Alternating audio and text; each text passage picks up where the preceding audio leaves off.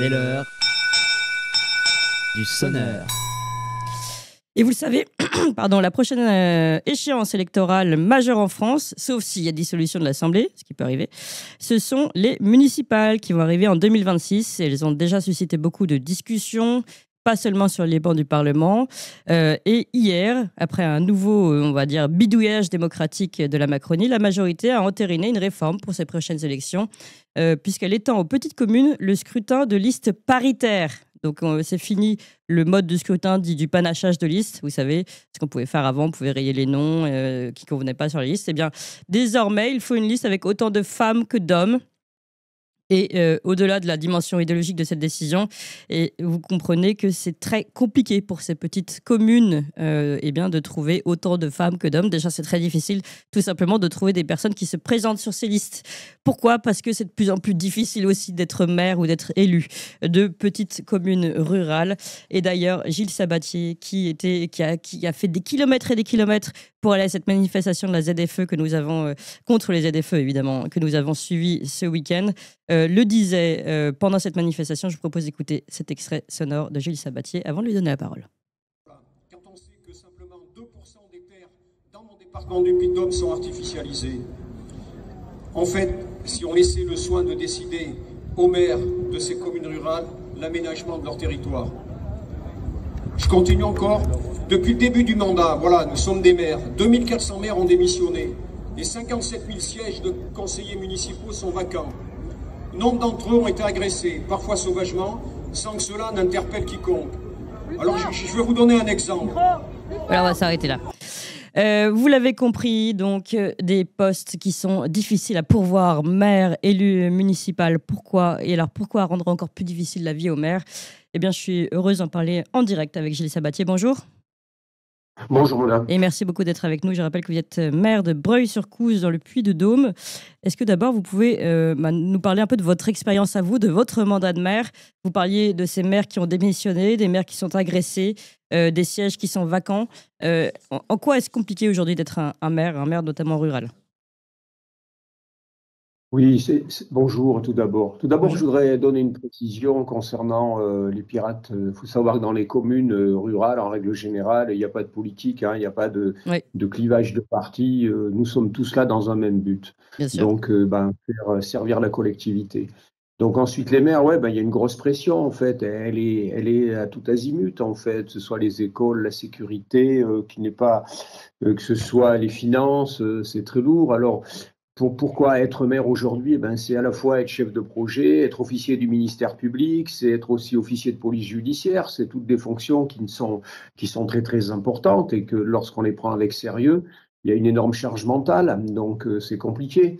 Ensuite, ce n'est pas fait.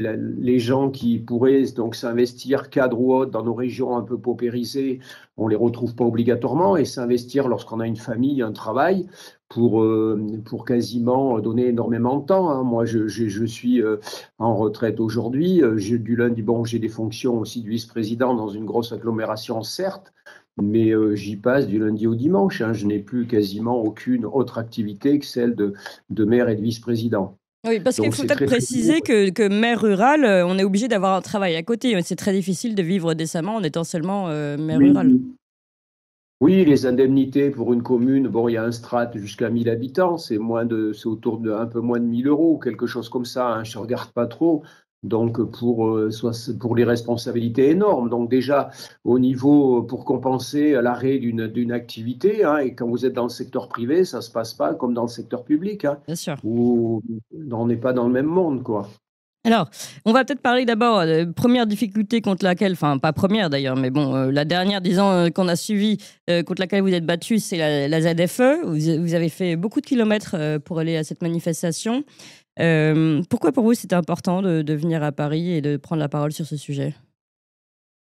Oui, je ne l'ai pas vraiment pris avec l'accord d'Alexandre Jardin, qui était l'organisateur de cette manifestation, et je la remercie. C'est aussi porté au-delà l'ineptie de cette affaire de ZFE, hein, comment interdire à des véhicules, des petits véhicules, chez nous les véhicules, des Kangoo, des choses comme ça, vous en trouvez, hein, les gens ont des tout petits revenus, qu'ils soient les agriculteurs, les ouvriers, voire les non-ouvriers, hein, ceux qui sont aux minima sociaux. Moi, sur ma population, j'ai 18% de ma population aux minima sociaux, ils n'ont pas les moyens de s'acheter une Tesla, une voiture à 45 euros. C'est d'une évidence, ça dépasse l'entendement, la bêtise humaine à ce niveau-là, nos élites, et il faut qu'elles descendent un peu sur terre, quoi. Hein. Oui. Donc, vous vouliez passer un message qui dépassait les ZFE, plus ce message du fait de ne pas comprendre tout un ensemble de la population qui ne vit pas comme l'élite dont vous parlez, qui a beaucoup d'autres difficultés. Quelles sont les autres difficultés que vous rencontrez tous les jours? On va parler aussi de cette liste, de ce scrutin paritaire. Mais quelles sont les autres difficultés que vous rencontrez en tant que population rurale, en tant que maire rural? Alors, tout d'abord, pour moi, vous savez, ces affaires de liste, là, s'ils ont que ça à s'occuper, le fossé, il est vachement grand, il est très, très grand, pardon. Parce que moi, les listes, moi j'ai une équipe, j'ai un homme, une femme, c'est pas un souci. Oui. C'est un souci pour eux peut-être, mais moi, mon souci, et je vais répondre à votre question, ce sont mon école. Mon école qui est chaque année, comme tous les maires un peu des zones rurales, et peut être, donc, on peut fermer une classe, quoi. Vous voyez, c'est ça l'important. C'est plein d'autres items, si vous voulez, que je pourrais aborder ici, quoi. Oui. Bah oui, c'est ça. Donc, justement, racontez-nous. C'est-à-dire, en fait, vous avez l'impression que les élus à l'Assemblée s'occupent. On a vu en plus que c'était pas passé la première fois, puis ils ont rappelé plus de monde pour que ça puisse passer, cette loi sur la parité. S'occupent, on va dire, d'une liste qui serait paritaire de manière parfois un peu gonflée, un peu superficielle, et que vous, ce que vous cherchez, c'est plutôt l'intérêt local, et celui-ci, il n'a pas l'air d'être entendu. C'est ce que vous nous dites, Jules Sabatier? Oui, tout à fait, tout à fait. On nous écoute, mais on ne nous entend pas. Voilà, si vous voulez résumer. Donc, les écoles, mais un peu tous les items, que ce soit, on voit bien le problème agricole dans nos régions, si vous voulez, l'urbanisme avec le ZAN, hein, qui décline de cette fameuse loi là, de juillet 2021, dont les ZFE sont issus aussi, quoi. Donc, aujourd'hui, on nous impose à 10 ans, donc depuis cette date, de ne plus artificialiser à hauteur de 50%. Alors, ils ont pénalisé les bons élèves, en fait, dans cette affaire. C'est là que ça dépasse l'entendement. Dans les communes rurales, on a peu consommé de foncier. Hein. Dans notre agglomération, si vous voulez, on avait été sur le SCOT, les schémas de cohérence territoriale, hein, qui définit donc l'urbanisme un petit peu à consommer. Donc, on n'avait pas consommé 50%. Et ils ont pris cette base-là pour nous dire, voilà, maintenant, vous ne consommerez plus que 50% de ces 50%. Ce qui fait qu'aujourd'hui, on est réduit à pension congrue et on peut plus construire. Et dans nos villages moyenâgeux, si vous voulez, on ne peut pas construire, c'est entre 2005 et 3000 euros du mètre carré souvent, donc c'est impossible de reconstruire. Ensuite, les habitations ont changé. Donc, en fait, aujourd'hui, on n'a plus de capacité de renouvellement de population. Et ce qui est quand même assez paradoxal, c'est que de Paris, vous voyez la ruralité comme une entité au même titre qu'une grande métropole. Non. Oui. On est un territoire étendu et démographiquement très faible. Et je voudrais quand même dire quelque chose. Il faudrait que leur mode de calcul pour la ruralité, s'ils peuvent m'entendre, l'axiome de base, c'est pas le nombre. Ça ne peut pas être le nombre, on ne sera jamais nombreux. Donc tous les éléments, je vais vous en prendre, la DGF, dotation globale de fonctionnement, ou tous les critères qui aujourd'hui dans le transport sont basés sur le nombre. Oui. On ne sera jamais nombreux. Notre capacité de renouvellement de la population, il est réduit aujourd'hui à portion congrue avec ce ZAN. C'est vraiment, qu'est-ce qui est basé pardon, vous dites pour les transports, les critères sont sur le nombre. C'est-à-dire que pour accéder à certains droits en termes de services publics, le critère, c'est le nombre. C'est-à-dire qu'il faut que vous soyez suffisamment nombreux pour avoir accès à ce... Je vais vous prendre un exemple, si vous le permettez. Oui, au contraire. Bercy, vous savez que dans le transport, je suis aussi responsable du transport. Dans le transport, si vous voulez, il faut savoir que c'est du fonctionnement quand on le paie dans le cadre des marchés publics. Donc, ce fonctionnement, on a le droit de récupérer la TVA qui est de l'ordre de 10%. Un ratio vient d'être mis en place par Bercy, et ça, c'est un combat qu'on mène, pour récupérer ces 10%. C'est important pour nous. Moi, j'ai 3 millions d'euros sur mon transport. Donc, si vous voulez, pour récupérer ces 10%, c'est un peu compliqué, mais il faut quand même aller au bout. Pour récupérer ces 10%, il faut que j'ai un ratio recettes sur dépenses supérieur à 10. Mais ça m'est impossible. Moi, quand je vais chercher dans la montagne, un véhicule me coûte 12 000 euros, je vais chercher 4 personnes. Nous, on raisonne en service attendu. Ouais, oui. Et donc, j'aurais jamais, on a des ratios qui sont bien inférieurs à 10, donc Ouais, oui. on ne récupère pas les 10%. Ça, c'est dans le domaine du transport. Et pour revenir, là, alors, le financement du transport, en plus de ça, il est fait sur un truc complètement anachronique. Il est fait sur le versement mobilité. C'est une taxe c'est une certaine taxe que l'on prend aux entreprises de plus de 11 salariés en équivalent temps plein. Mais dans nos zones rurales, on a peu d'entreprises. Donc, par voie de conséquence, on a peu de, et on n'a pas la capacité à aller chercher l'argent comme les grandes métropoles peuvent faire, qui ont phagocyté absolument toutes les entreprises. Alors, ils peuvent mettre, moi, ce qui Surtout que vous n'avez plus de taxes sur le foncier non plus. Pardon ? Surtout que vous n'avez plus les taxes sur le foncier non plus, donc vous perdez énormément de revenus. Alors, oui, c'est un autre débat. Ils ont supprimé la CVAE, ils ont mis en place la loi Ségur pour les départements.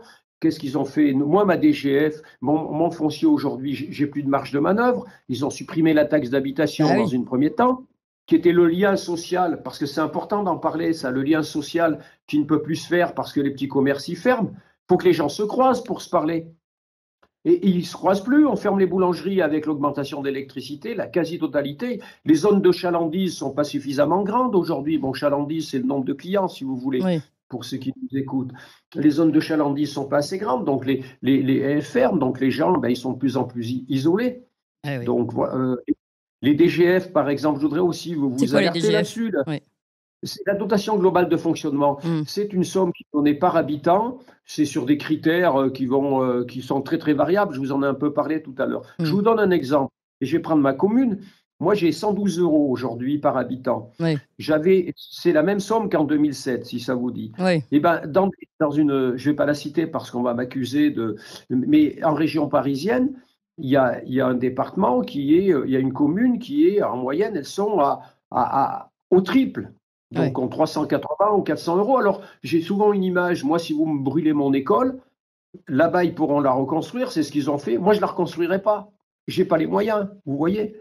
Donc, aujourd'hui, il faut réfléchir à comment on permet à la ruralité d'exister. Oui, et attendez, parce que en plus, c'est scandaleux ce que vous dites, parce que, enfin, c'est pas ce que vous dites qui est scandaleux, mais c'est le fond de ce que vous racontez. C'est-à-dire que, finalement, la ruralité n'a pas les mêmes droits que le pourtour parisien ou je ne sais quelle autre grande métropole. Et il y a vraiment une distinction entre population des villes, population des champs. Population des champs n'aurait pas le droit au même droit que les autres, finalement. Et alors que, je le rappelle, cette population paye les impôts, autant d'impôts que ceux qui sont dans les grandes villes. Ça me dépasse, en fait. Ça dépasse l'entendement. C'est-à-dire que ces gens-là, vous payez tous les mêmes impôts que nous. L'impôt est national. Et je ne vois pas pourquoi vous n'auriez pas les mêmes droits. Plus de transport, plus de services publics, plus de postes. Je le sais, parce que quand je vais voir ma grand-mère, c'est ce qui se passe. Il n'y a plus rien. Il n'y a plus rien. Et ce qui est étonnant, c'est que les gens qui vivent à Paris ou qui sont les décideurs viennent tous de la province. C'est leur capacité d'oubli qui m'exaspère au plus haut point. Il faudrait, si vous voulez, voilà, donc c'est un peu un cri d'alarme. Il faut qu'ils changent leur logiciel, quoi. On est à 100 lieues de ce qu'ils débattent. Quand on les voit se débattre, c'est pas le sujet.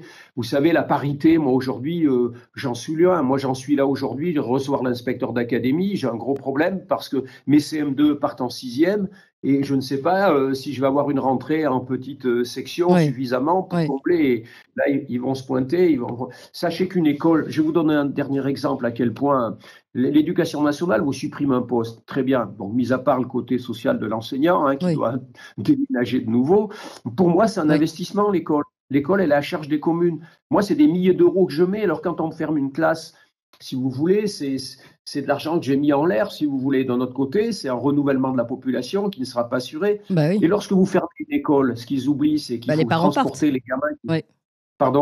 Sinon, les parents déménagent aussi s'il n'y a plus d'école. Voilà, c'est ça. Donc, vous videz. Donc, on est dans un cercle. Au lieu d'être dans un cercle vertueux, on est dans un cercle vicieux, quoi. Vous voyez ?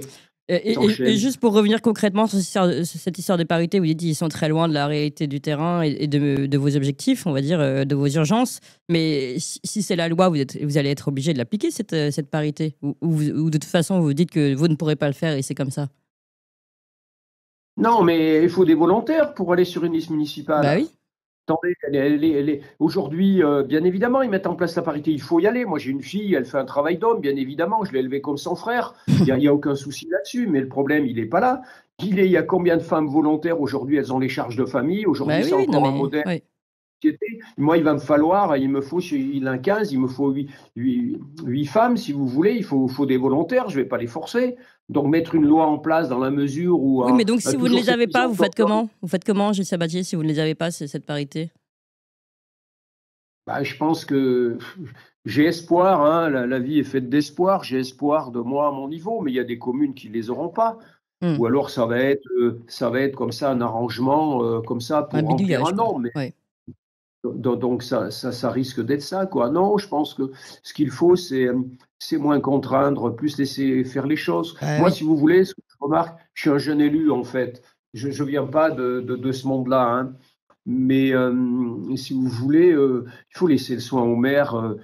Si vous voulez des jeunes qui s'investissent et des cadres, il leur faut leur laisser des responsabilités. Il ne faut pas tout leur enlever, ramener à l'agglomération ou à l'État. Il faut arrêter ce diktat permanent. Oui. Je prends l'exemple.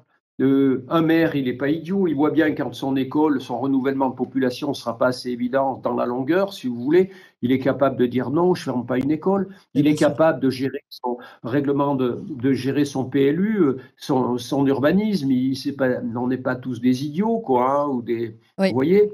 Donc je pense qu'il faut redonner la main aux élus de terrain. C'est nous qui faisons la politique sur le terrain. Oui. C'est moi qui vais au bar, c'est moi qui suis agressé dans la rue, c'est moi avec qui échange. Oui. C'est vrai. C'est les maires, en fait. Vous avez raison. Gilles Sabatier, maire de Breuil-sur-Couze dans le Puy-de-Dôme. Merci beaucoup pour votre intervention. Merci encore et à bientôt pour parler de la ruralité et des difficultés des maires aujourd'hui. Merci chers amis, n'oubliez pas de vous abonner à la Gazette du Tocsin sur tocsin-media.fr/gazette. Vous savez, tous les jours, Valentin vous écrit dans votre boîte mail, vous recevez le meilleur de la matinale. C'est un courriel, donc impossible à censurer par le système. C'est condensé, c'est fait pour ceux qui n'ont pas le temps ou qui préfèrent lire, tout simplement. C'est aussi une version courriel qui peut être partagée. C'est spécialement conçu pour être transféré en un clic. Bref, c'est la version efficace pour pouvoir diffuser au mieux nos idées et les véritables informations.